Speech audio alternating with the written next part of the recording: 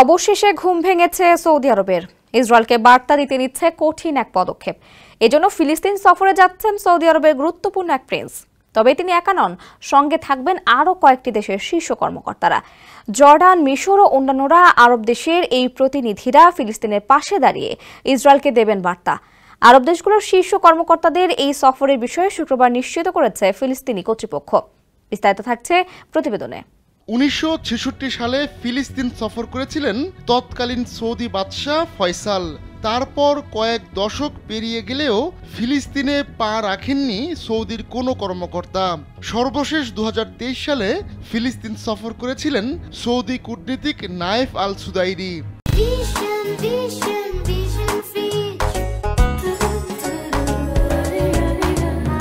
এরপর তাকে ফিলিস্তিনে সৌদির অনাবাসিক রাষ্ট্রদূত হিসেবে নিয়োগ দেওয়া হয়।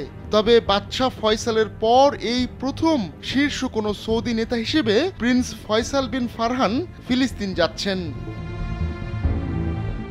সব ঠিক থাকলে প্রিন্স ফয়সালই হচ্ছেন গেল প্রায় 6 দশকের মধ্যে প্রথম কোনো শীর্ষ সৌদি নেতা যিনি অধিকৃত পশ্চিম তীরে পা রাখবেন।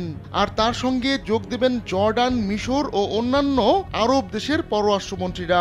ফিলিস্তিনিদের দাবি আদায়ে আরব ও মুসলিমদের প্রতি বার্তা দিতেই এমন সফর আয়োজন বলে জানিয়েছেন সৌদি আরবে ফিলিস্তিনের রাষ্ট্রদূত বাসেম আল আঘা। এমন এক সময় আরব মন্ত্রীরা অধিকৃত পশ্চিম তীরে সফর করছেন যখন সেখানকার শাসক গোষ্ঠী ফিলিস্তিনি কর্তৃপক্ষের জনপ্রিয়তা একেবারে তলানিতে গিয়ে ঠেকেছে। এর মাধ্যমে গাজার শাসক গোষ্ঠীর কাছ থেকে নিজেদের দূরত্বের বার্তাও দিচ্ছেন তারা। চলতি মাসের শুরুতেই ওয়াশিংটনে এ ধরনের আরেকটি সফর করেছিলেন আরব মন্ত্রীরা। সেখানে গিয়ে তারা যুদ্ধবিরতির প্রতি আরব দেশগুলোর সমর্থন প্রদর্শন করেন। বিশ্লেষকরা বলছেন সৌদির কোনো শীর্ষ কর্মকর্তার ফিলিস্তিন সফর বেশ বিরল। অবশ্য শেষ পর্যন্ত হয়তো অধিকৃত পশ্চিম তীরে পা রাখতে পারবেন না আরব মন্ত্রীরা। ইসরায়েলি গণমাধ্যম টাইমস অফ ইসরায়েল শুক্রবার জানায় তেল আবিব প্রিন্স ফয়সাল ও তার সফর সঙ্গীদের ফিলিস্তিনে ঢুকতে দেবে না।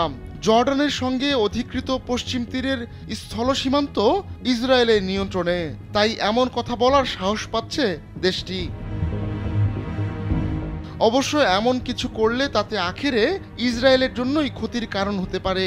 সৌদি আরব ও অন্যান্য আঞ্চলিক দেশগুলোর সঙ্গে তেল আবিবের সম্পর্ক আরও খারাপ হতে পারে এতে করে।